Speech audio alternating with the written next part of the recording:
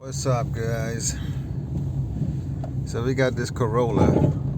Let's listen to it.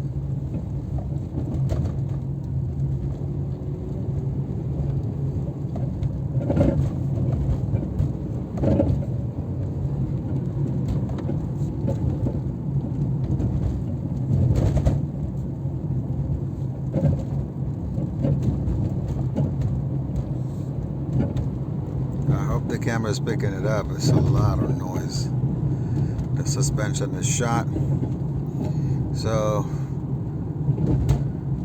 tomorrow morning,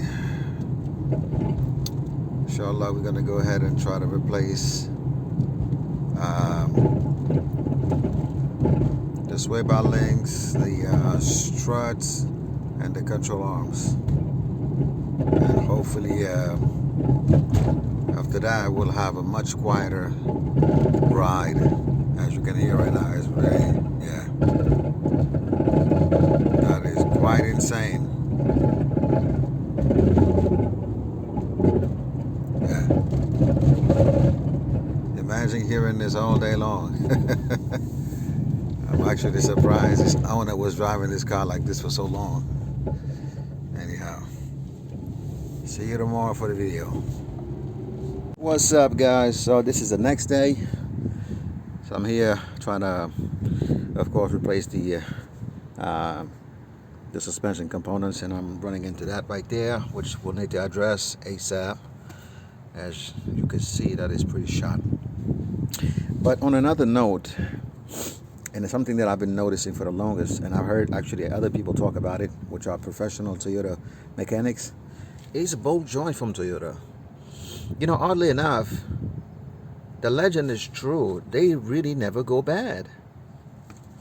Like, look at this ball joint. It's probably been on a car since the beginning. And look at it.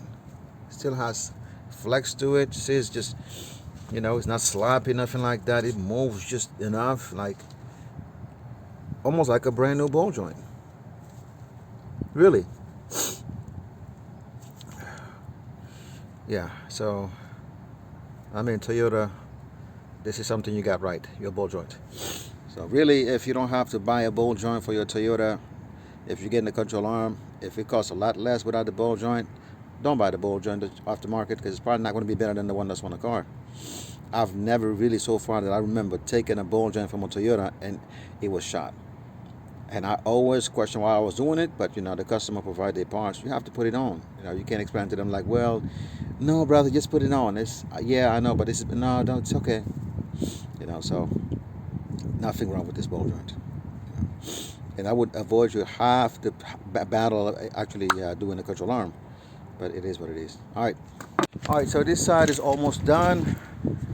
Everything is put back together except for the sway bar link. And the reason why, I want to be able to move the whole sway bar up and down as I'm going to install the new control arm, because you want it to be really leveled so you can slide in all the way.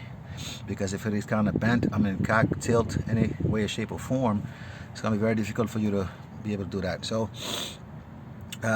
best thing to do is I guess leave the strut, the old strut, in the car. If you're not doing a strut job anyway, you don't have to touch it.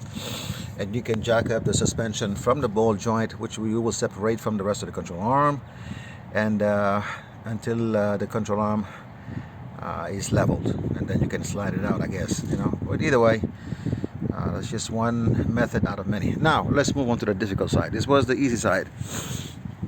The difficult side is the driver's side. Why? Because you got a Toyota blender. And the blender is what? It's that bolt right there. That's your blender. As you can see, as you're trying to remove it, it's going to get stuck right here. So in order for you to remove the bolt completely out, you got to move this whole situation out of your way. And the way to do that, one of the ways to do that, is to jack up the engine. Or you have to lower the subframe, one or the other. Alright, so we're gonna try to jack up the engine. I've never done this method before, so but that's what I'm gonna try to do today. So in order for me to do that, I had to remove the battery.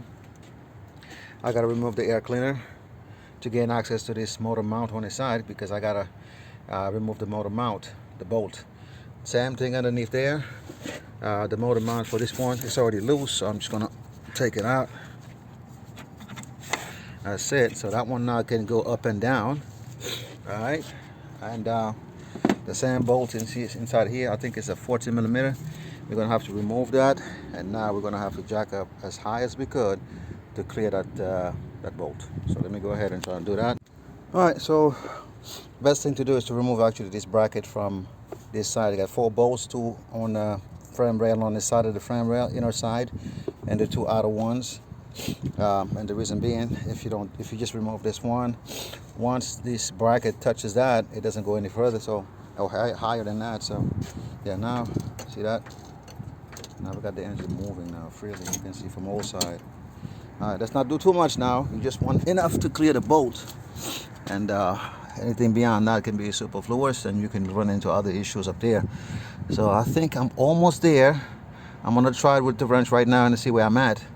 And that's how you gotta do it. Don't just like jack it up all the way high, because you can be stretching some wires that you don't see. You know, so be careful with that. Jack it up just enough to do what you need to do, and hopefully you're not doing any damage in the back. You know, look around, see if anything is being overextended. That type of situation. You know what I mean? All right, guys. So now I kind of ran it with my ratcheting wrench there, electric one. So now it's ready to come out. As you can see, look, right there. You have enough clearance at the bottom to remove that bolt and put it back together.